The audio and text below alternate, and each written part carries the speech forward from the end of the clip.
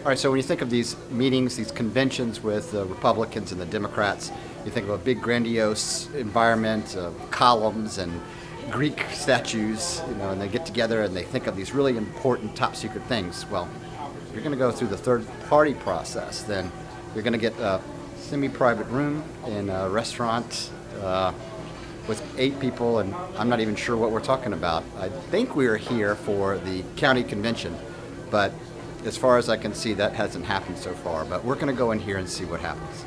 You will find that candidates who are successful actually do influence the policies of the people who beat them, especially if they get media, like last time when that debate in Myrtle Beach that I mean, everybody knew you won that thing. I mean, they were, in the general election, remember we got invitations to do debates and he wouldn't debate. Keith got invited by the League of Women's Voters to a debate. Democrat got invited. Republican refused to show up, so there was no debate. So they actually, the media was paying attention. They're paying attention more, so I think you'll do very well. I think we just have to continue to be consistent with our message, and ultimately it'll sort itself out. I don't know how much work that's going to involve, and I don't care, because it's something that I feel like we should do. If we believe this stuff, what's the point in sitting in front of the computer commenting against people who are just going to go back and say something nasty? It doesn't do anything effective for me. So, when I've been out there and I can personally empower people, at least give them that option, it feels good. I like doing it. That's what I get out of it. So am I going to get a bunch of money out of it? I don't think so. At least that's not my interest. You know that in South Carolina it's legal to run in multiple parties.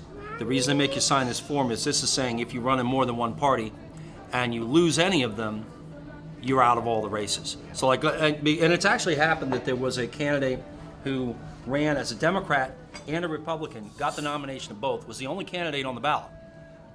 That's actually happened in this state. Statement of candidacy, which you fill out in the office, how you want your name on the ballot, all the fun stuff. Same form we did before, and then we'll turn in all the copies, and we take care of it at that point. Because the law says you file in the county in which you reside, and I'm the Charleston County Chairman, so you file with me. That's right. We have solidarity. You haven't seen anything until you've seen the Tea Party. Nothing. I went to the 9/12 thing, right? And we're talking about the Middle East. And the girl, she's probably a college-age girl. She stood up and gave me the 1,000-yard stare, like a drill instructor. She wouldn't look me in the eye. She looked over my shoulder, and she said to me, "What do you think our role is in the Middle East?" And my answer was none. Boo! And all the crowd. And she said, "Well, I think our role in the Middle East is to spread the word of Christ." And my heart, you could see, like in the film, it's like somebody hit me physically. And I said, "You understand that's the Crusades, don't you?" And she said, I don't know what that is," and then sat back down. And I'm like, this is real. Victor Stewart here at our meeting here in Charleston, Berkeley County. We actually had a good turnout here, close to a dozen people here counting children. And Keith Blandford is running again, and we filled out all the forms.